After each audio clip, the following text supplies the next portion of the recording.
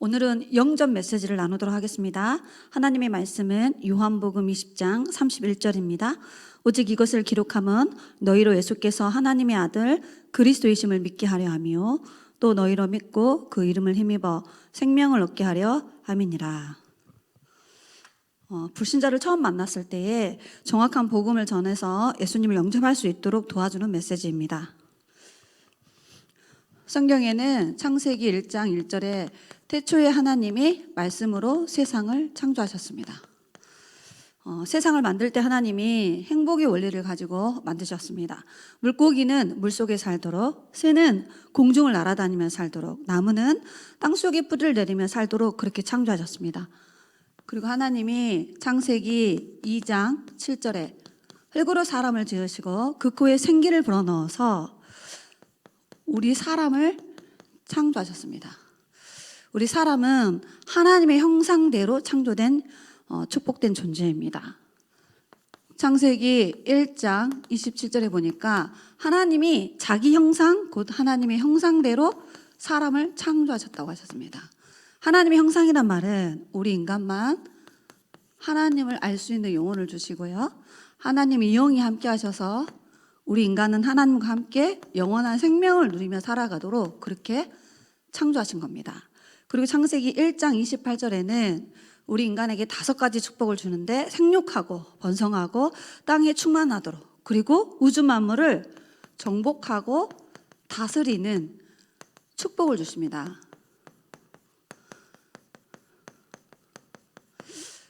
그리고 하나님의 형상대로 창조된 우리 인간은 하나님과 함께해야 행복합니다. 하나님 안에서 참된 행복을 누리며 살도록 만들었고요.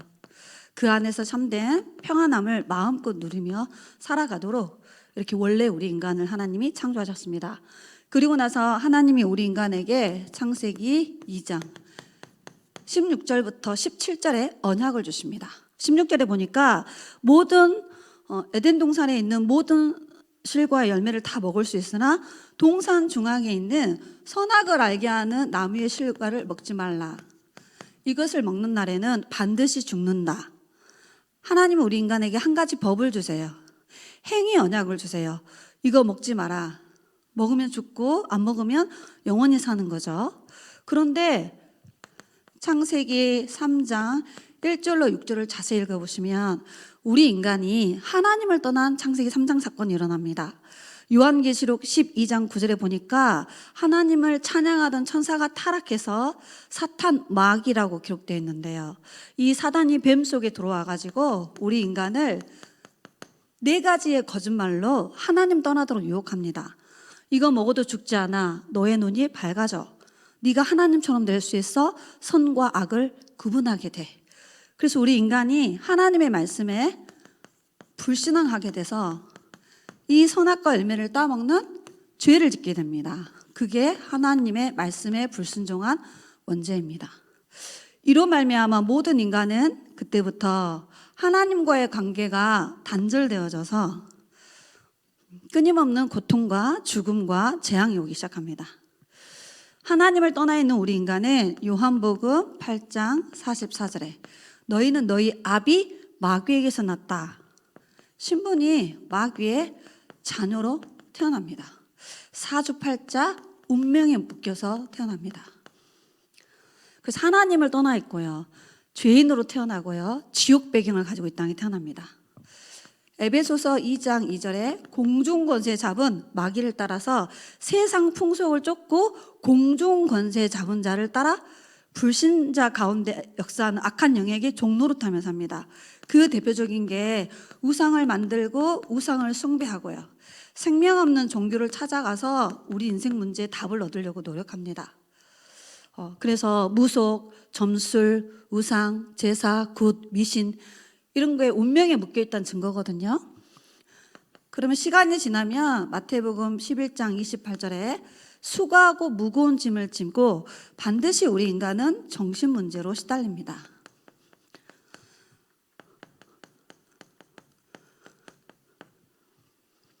영적으로 시달리고요. 정신적으로 마음적으로 불안, 두려움, 우울증, 불면증, 공황증, 의처증, 의부증, 노이로제 이런 정신 문제로 계속해서 시달립니다. 그러다가 사도행전 8장 4절로 8절에 보니까 우리 인간이 시간이 지나면 반드시 육신의 고통이 따라옵니다. 그래서 다양한 질병으로 우리 인간이 고통당하게 되어 있습니다. 질병의 원인은 하나님을 떠나서 인간에게 질병이 왔어요. 그리고 죄로 인하여 오는 질병은 의학이나 의술로 못 고칩니다. 그리고 귀신이 주는 불치병이 있어요.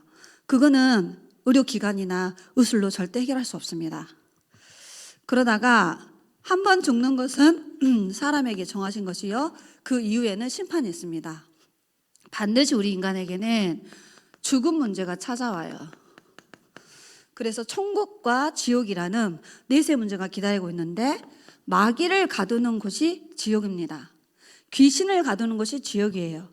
그런데 마귀의 자녀니까 이 지옥불로 갈 수밖에 없어요. 자, 인간의 죽음은 세 가지입니다. 하나님을 떠나자마자 영적 죽음이 찾아왔습니다. 그리고 영혼과 육이 분리되는 육신 죽음이고요. 영혼이 영원한 내세로 들어가는 영원한 죽음이 있습니다. 출애굽기 20장 4절 5절에 보니까 조상들이 우상 숭배함으로 말미암아 영적인 문제가 후대에게 그대로 대물림됩니다. 뭐로 대물림되냐? 저주로. 이게 태어나서 죽고 후대까지 가는 불신자 멸망 스케줄입니다. 이 단어를 한 단어로 딱 요약하면 뭐냐? 영적 문제 가운데 고통당하는 거예요. 그래서 이 영적 문제를 해결하려고 다양한 종교를 찾아다닙니다. 다른 이로서는 구원받을 수 없습니다. 많은 사람들이 선행을 가지고 영적 문제를 해결하려고 합니다.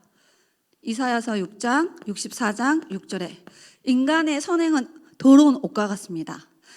해적이 해적선에 타서 아무리 착한 일을 해도 그 사람의 신분은 해적인 것처럼 하나님을 떠나 있는 인간의 선행은 절대 죄 문제 해결할 수 없습니다. 원죄 문제를.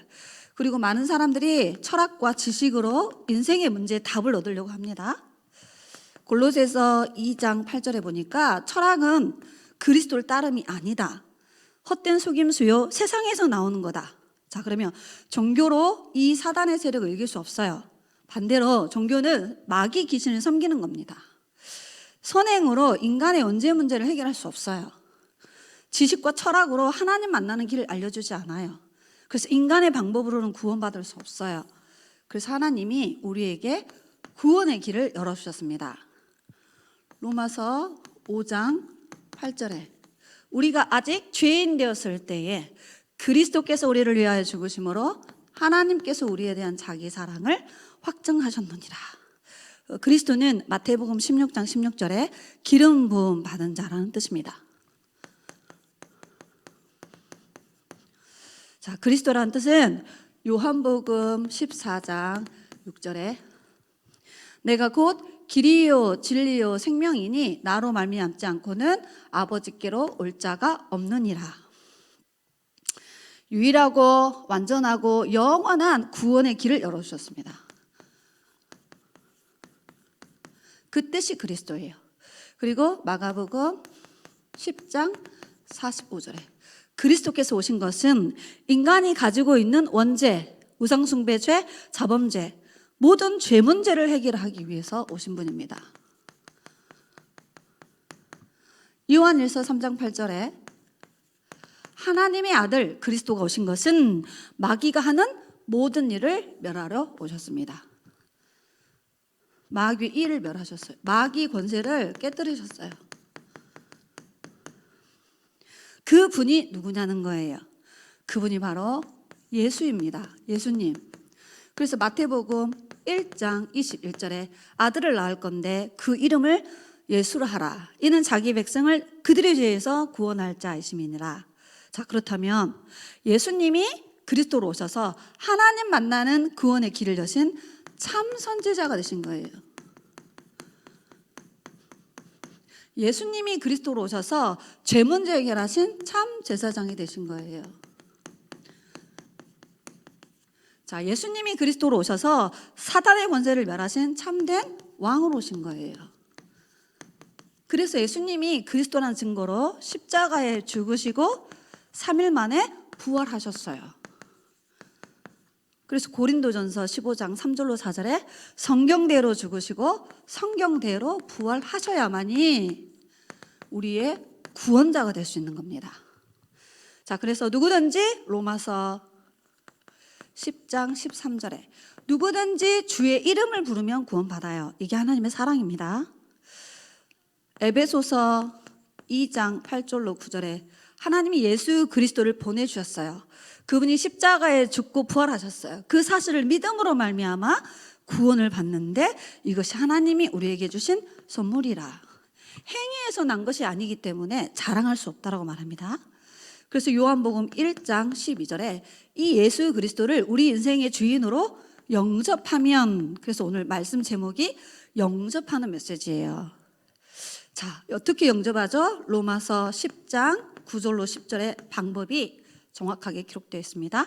마음으로 믿고 입으로 시인하여 구원에 이르느니라. 마음에 믿고 입으로 시인하는 거예요.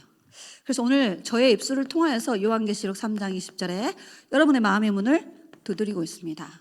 전도자가 전하는 메시지를 통하여서 우리를 구원하실 그리스도가 우리의 마음을 두드리고 있는 거예요. 그래서 그분을 모셔드리면 우리 안에 들어오십니다. 언제 그러면 구원받아야 되죠? 잠언서 27장 1절에 내일 일을 우리가 알 수 없어요. 그래서 지금 하나님의 구원 주시기를 원합니다. 그래서 요한복음 5장 24절에 예수 그리스도를 믿으면 사망에서 생명으로 신분이 바뀌는 거예요. 하나님의 자녀, 마귀 자녀에서 하나님의 자녀로, 죄인에서 의인으로, 지옥 백성에서 천국 백성으로 신분이 바뀌는 거예요. 그래서 이 예수님을 영접하셔야 됩니다. 자, 여러분은 여기에 있습니까? 구원받은 자의 축복인 여기에 있습니까?